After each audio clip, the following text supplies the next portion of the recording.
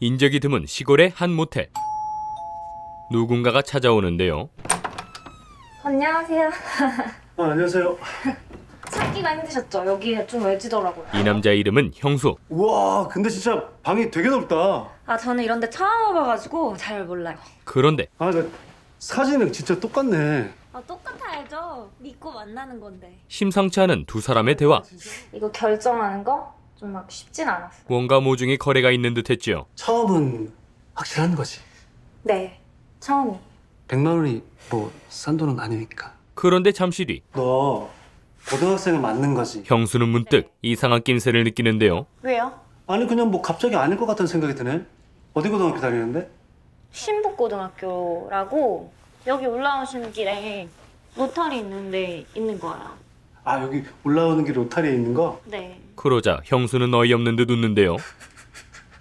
그때 당했네. 화가 잔뜩 난 형수. 야 주영아, 너 거짓말을 할 거면 준비를 잘해가지고 와. 야 사람 시골까지 불러놓고 뭐 하는 거야 이게? 네 교복에 지금 뭐라고 적혀 있어? 춘천관광고등학교로 적혀 있잖아. 왜? 뭐 보면 뭐가 바뀌어? 춘천관광에서 신북으로 마크가 뭐 바뀔까? 완전히 당했다는 걸 깨닫죠. 내가 이 추워 뒤지겠는데 가평까지 와가지고 장례식 한다고 뻥치고 양복까지 빌려 쳐입고 왔는데 사람 가지고 저기 잘하자. 하지만 그 와중에도 형수는 7만 원에 그러면? 욕정에 눈이 멀었죠. 7만 원이요? 응. 안 할 거면 갈게. 말짱이 젠. 재수 없어가지고. 그런데 할게요. 여자가 승낙을 하자 7만 원 한다고? 아, 7만 원에 할게요. 바로 웃음꽃이 피어버리죠. 5만 원? 왜 저래? 야, 저 농담이야 농담. 씨. 형수가 한바탕 재롱을 떨고 샤워를 하러 들어가자 갑자기 싸늘해진 표정의 여자. 병신 같은 새끼. 지랄하고 자빠졌네. 그러더니 전화를 받고선 어디론가 가는데요. 그곳에는 그녀처럼 교복을 입은 여성들이 가득했죠. 여자는 복장을 갈아입은 뒤 다시 다른 방으로 향하는데요. 그런데 돈다발을 들고 들어오는 사람들. 자, 번호표 받고 집 교환하세요. 어떻게 드릴까요? 1,000만 원짜리 2개랑 나머지 100으로 주세요. 이곳이 단순한 성매매 업소가 아니라는 건 분명해 보였죠. 아까의 수줍던 모습은 없고 들어왔어요. 시작할게요. 살벌한 말을 내뱉는 이 여자의 이름은 주영. 오래 기다리셨죠? 오늘 경매에 대해서 짧게 설명을 좀 드리자면 신장에서부터 췌장, 간, 쓸개, 심장, 인대, 안구, 치아, 피부, 혈액 순으로 판매가 되고요. 입찰 원하시는 분은 이거 번호표 들고 원하시는 몸값을 말씀해 주시면 돼요. 사실 이곳은 업소를 빙자한 장기 매매 시장이었고 아주 오랜만에 일반인이에요. 그들이 사려는 상품은 바로 他什么学生？ ABC. 이 남자 형수였죠. 자, 이제 잠시 눈으로 확인하실 시간 드릴게요. 터치하시면 안 돼요. 터치 안 돼요. 여기 선 넘지 마세요. 먼저 상품 연식을 확인하는 입찰인들. 상품 연식이 어떻게 돼요? 확인하고 알려드릴게요. 확인하고 말씀드릴게요. 아, 이거 얼마나 중요한데. 그런데 형수의 신분증을 본 주영은 그의 직업이 경찰이라는 걸 알게 되는데 이거 어떻게 할까요, 부장님? 나 책임 없어. 하지만 경매를 밀어붙이는 부장. 책임들서 그냥 하자. 부장님이 어떻게 책임질 건데? 시킨 대로 하라고. 대갈통도 빡빡이 되기 싫으면 중부경찰서 전화해서 직원 조회했는데 진짜다. 그럼 지금 와서 죄송합니다 하고 풀어줘. 사장님이 알면 어떡하려고? 너만 주둥아리 닥치고 있으면 될 것 같아. 그 말에 주영은 신장부터 경매에 붙이죠. 바로 경매 시작할게요. 5천부터 시작할게요. 8천. 8,300, 8,500, 9,000, 네, 9천 나왔습니다. 9,300. 9,300. 9,400, 9,450. 9,450 나왔습니다. 더 없으실까요? 그때 1억. 높은 금액을 부른 한 남자. 제발 돈 더 올리지 마세요. 저희 아버지가 지금 많이 아프시거든요. 되지. 그의 딱한 사정에 다들 입찰을 포기하려 하는데 아이, 줍시다. 그 자식 농사는 잘 키우셨네.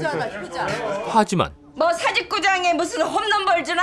뭘 줘? 입찰가는 더 높아지고 1억 1,000. 이게 1억 1천 나왔습니다. 5번 손님 계속 가실 거예요? 결국 남자는 더 큰 금액을 불러버리죠. 1억 괜찮.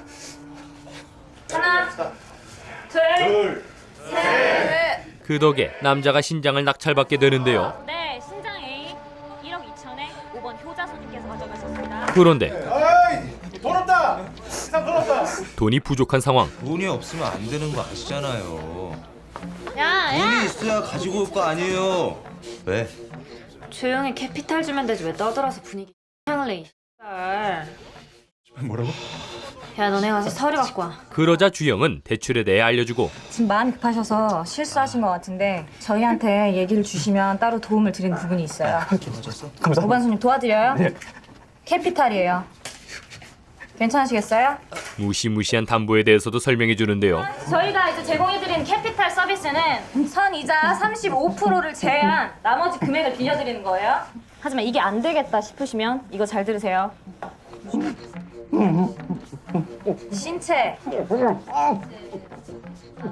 신체 담보 대출이에요. 거기에 담보로 잡을 수 있는 장기 가격들 확인하세요. 그럼에도 망설임 없이 사인을 하는 남자. 네, 그럼 이쯤에서 이제 마무리할게요. 감사합니다. 1억부터 갈게요. 1억. 1억 3,250. 1억 3,250 나왔습니다. 더 없으실까요? 나온 거 같은데. 네, 더 없으시면 다 같이 카운트 한번 해주실게요. 자, 하나.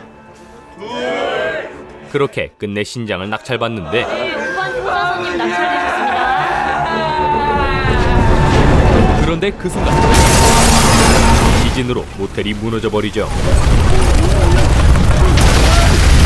잠시 후 아수라장이 되어버린 모텔. 변호사님, 괜찮으세요? 그 상황에서도 이 남자 긍렬은 신장부터 챙기는데 저 지금 어떻게 해야 되죠? 네? 아까 그 경매한 거요. 콩팥. 제가 낙찰 받았잖아요.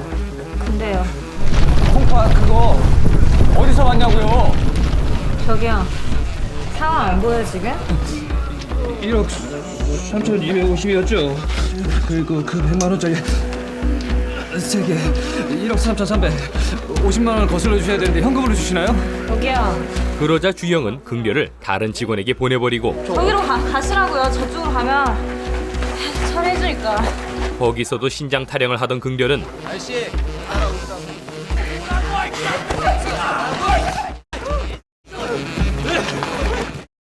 건물 중앙에 생긴 큰 구멍 속으로 떨어져 버리죠. 이 틈을 타 부장에게 다가가는 주영. 오빠, 뭐야? 너 살아 있었네? 어떡할 거야? 뭘 어떻게? 지금 누가 죽어도 안 이상한 상황이잖아.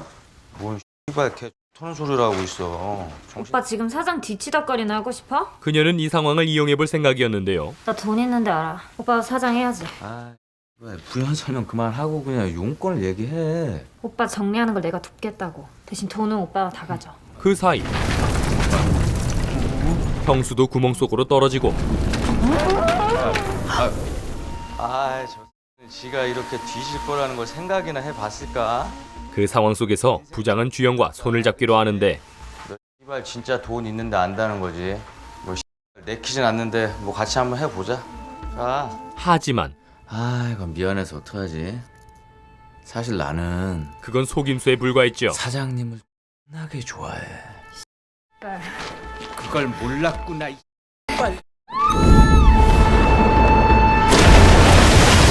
그리고 잠시 후 누군가 주영을 끌어올리는데요.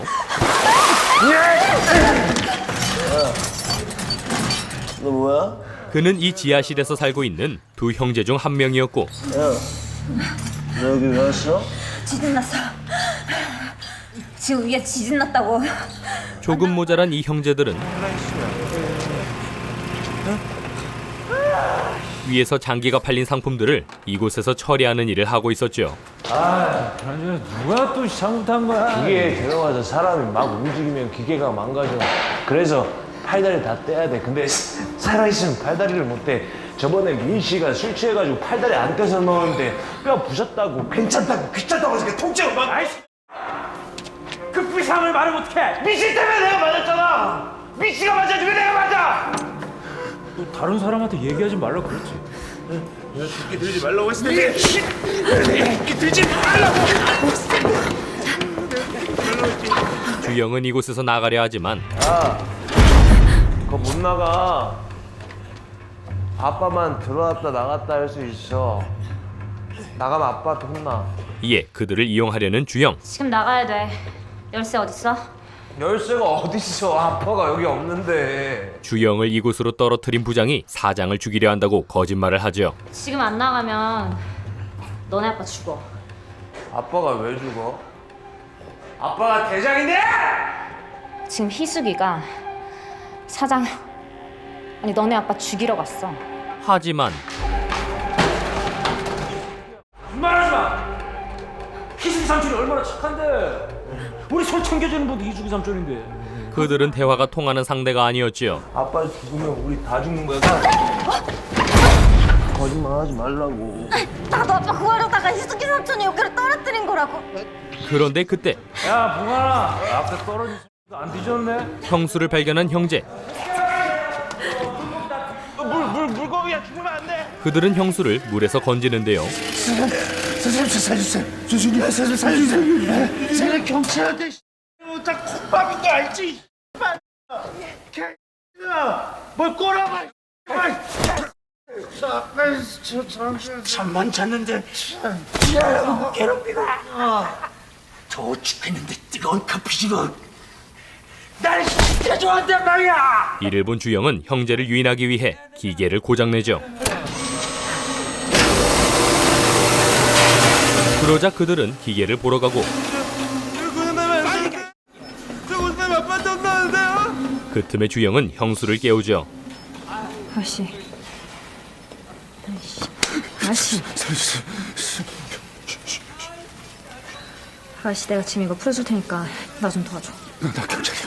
도와줄게. 저 끝에 문 하나 있잖아. 바로 위에 환풍구 있는 거 보여? 보여. 저 새끼 피해서 뛴 다음에 나를 거기 가서 목마 태워서 올려. 목말 태워. 오케이. 지하실 형제가 정신없는 틈을 타 탈출을 시도하는 그들.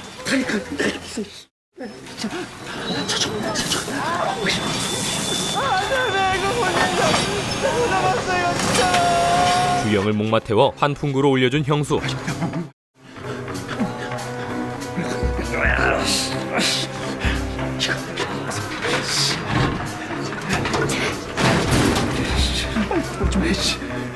그 덕에 주영은 탈출하지만 문을 열어주지 않는데요. 그런데 그때 지하실에 울려 퍼지는 부장의 방송. 사장님은 일단 돌아가셨고 갑작스럽게 이런 일이 좀 생겨서 나도 좀 마음이 아프다. 근데 잘 됐으니까 깔끔하게 마무리하자. 파이팅! 사장을 아빠로 모시고 있던 지하실 형제는 그가 죽었다는 말에 분노하고 아빠가 죽었는데 뭐가 잘 돼? 그 불똥은 경찰인 형수에게 튀었죠. 경찰이 꾸몄어. 우리 내쫓으려고.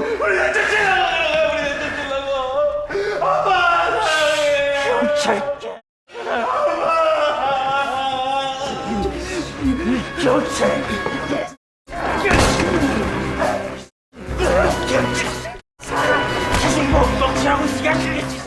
그 순간 어디선가 나타난 남자가 형수를 구해주고 이내 주영이 문을 열자 그들은 바로 도망쳤죠.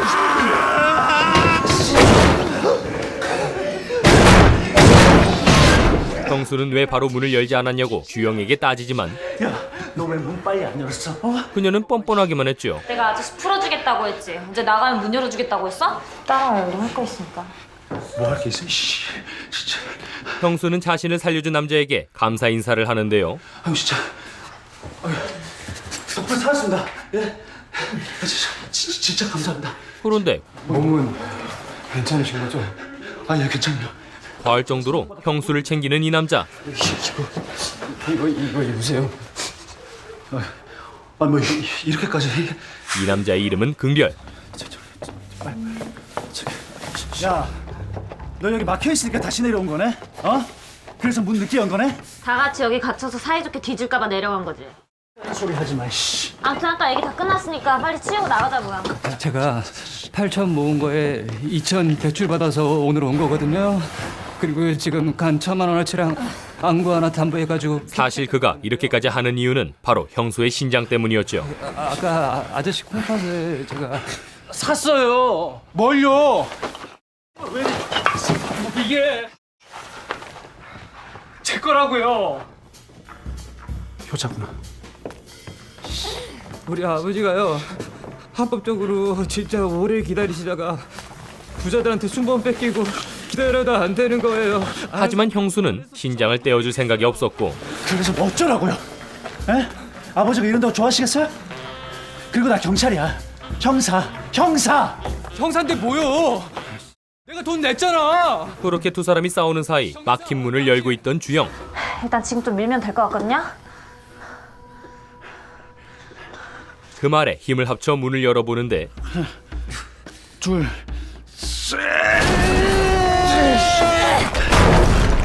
그렇게 세 사람은 지하실에서 나와 1층에 올라오지만 1층이지. 그냥 나가면 되는 거지. 어? 형수는 아직 긍별에게 할 말이 남아 있었죠. 너 일로 와봐. 너 아까 나한테 책임지라고 했지? 어? 근데 내가 책임져야 될 게 뭐가 있을까? 어? 내 콩팥이 무슨 포스트잇이냐? 붙였다 뗐다 하게.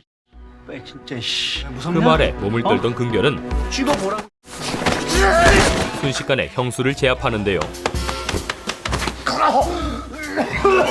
계속해서 신장을 요구하는데 졌으니까 책임지는 거예요. 내가 벌써 2번 살려줬잖아. 책임진다고 말해. 그런데 그때 혼자서 탈출한 뒤 출구를 막아버린 주영.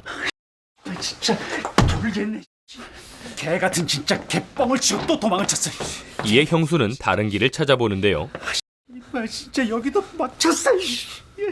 그때에도 긍별은 형수를 따라다니며 신장 타령을 하고 있었지요. 당신 아직 말 안 했어요. 똑바로 말하세요. 책임진다고. 나가야 뭘 책임을 지든지 말든지 할 거 아닙니까? 예? 그러자 결국 형수도 약속을 해버리는데 책임지게 됐냐? 책임진다고 했어요. 말씀하신 거예요. 그래, 나가서 병원부터 가면 돼? 병원 가서 그 다음부터는 네가 알아서 해라. 알았냐? 책임진다는 말에 갑자기 탈출 방법을 찾기 시작하는 긍별. 깜짝이야. 내가 올라가서 끌어줄 테니까 기억해요. 지금 3번 살려주는 거야. 그는 놀라운 운동 능력으로 위층에 올라가는데요. 저 뭐야? 이게 가능해? 저 뭐하는 새끼야? 야! 그런데 그때 시시각각 다가오고 있는 지하실 형제들. 이에 형수는 긍별이 내려준 밧줄을 붙잡고 위층으로 올라가는데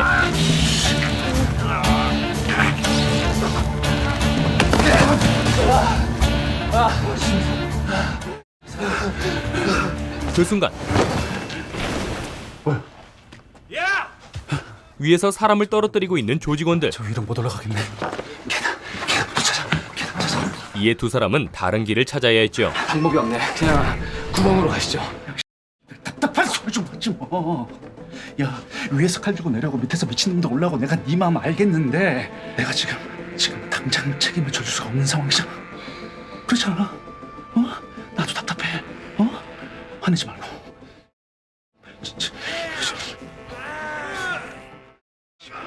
저 놀란 것 같은데. 야, 일단 술 그러다 우연히 열린 문을 발견한 형수는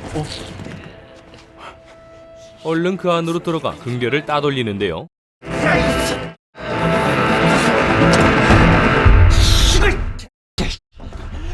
염치도 없는 새끼. 아주 나가 뒤져라. 하지만 잠시 후 지하실 동생에게 들켜버린 형수. 저 경찰 아닙니다. 저 경찰. 그러나 그가 찾는 건 형수가 아니었는데 아빠 구멍 찾아야 돼. 아빠 구멍. 아빠 안 죽었다. 이 새끼 잠시만 아빠 죽인 거 아니야. 그때 형수는 저쪽에서 같은 꼴을 당하는 주영을 발견하죠.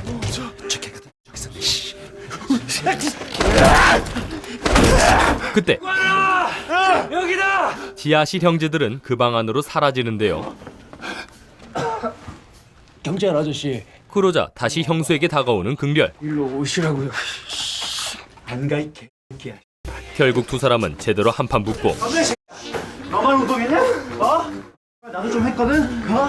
쉬어. 금별은 겉옷까지 벗어던지죠. 그거 벗으면 뭐가 달라지냐? 뭐 티셔츠가 유도복으로 바뀔까? 그러다 구멍 옆으로 오게 되는데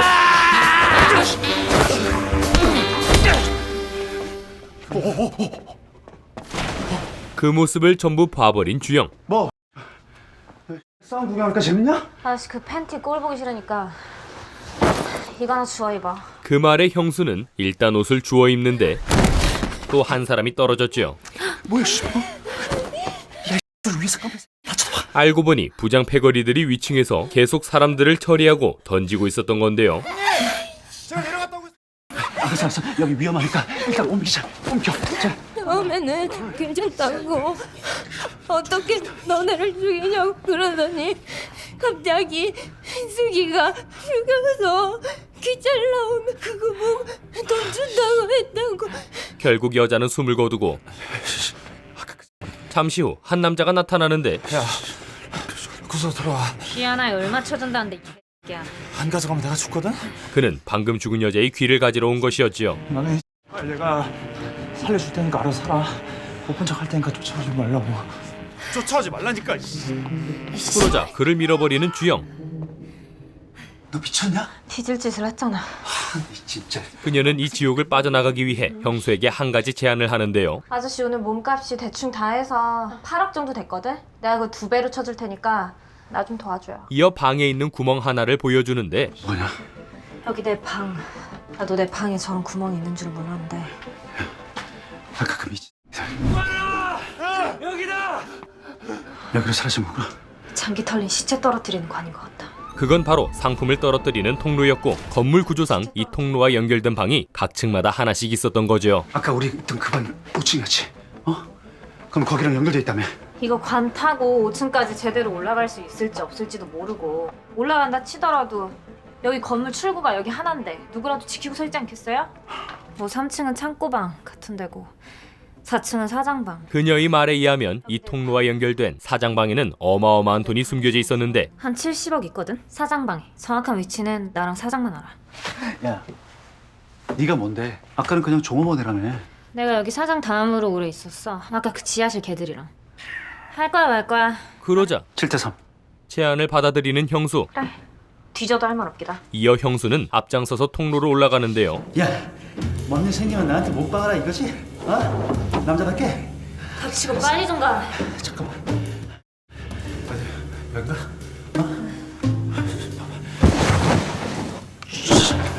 잠시 후 3층에 도착한 형수. 이어 주영도 도착을 하는데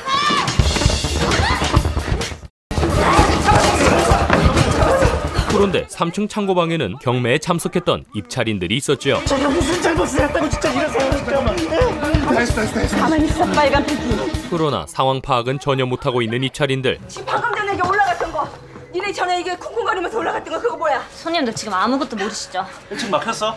그러자 주영은 형수와 작전 중인 경찰인 것처럼 연극을 시작하죠. 그걸 그렇게 쉽게 말해버리면 어떡해? 이에 주영의 의도를 파악한 형수도 맞장구를 치고 성매매 알선하는 버릇을 다 잡아 쳐놓으려고 3년을 고생을 했는데 상황이 이렇게 된 걸 어떻게 해요 그러면? 어차피 후발 때 오고 있잖아요. 후발대가 네 거야? 그렇게 두 사람은 비밀 작전에 투입된 경찰인 양 쇼를 하는데 다 왔잖아요. 경매 끝나면은 1시간 내로 옥상으로 문 타고 내려온다고 하지 않았어요? 그 말에 솔깃한 한 입찰인. 지금 두 분 말씀이 여기로 지금 경찰이 온다는 말씀이신 거예요? 둘은 더욱더 혼신을 다해 연기를 하죠. 내가 저번에도 트랩 다 짜놓고 그 기동대 올 때까지만 기다리면 끝나는 건데. 트랩 제대로 안 걸렸어요. 그때 만약 예정대로 진행했다 그랬으면 형사님 직원들 몇 명 뒤지고 아주 아사리 판났을걸? 네가 뭘 알아? 진짜. 하지만 모두가 그 말을 믿는 건 아니었는데요. 경찰 기동대 뽑는 서려고 앉았네. 제 안주머니 한번 보시죠. 이에 형수는 경찰 신분증을 보여주고 형사님 맞으시네. 맞아요.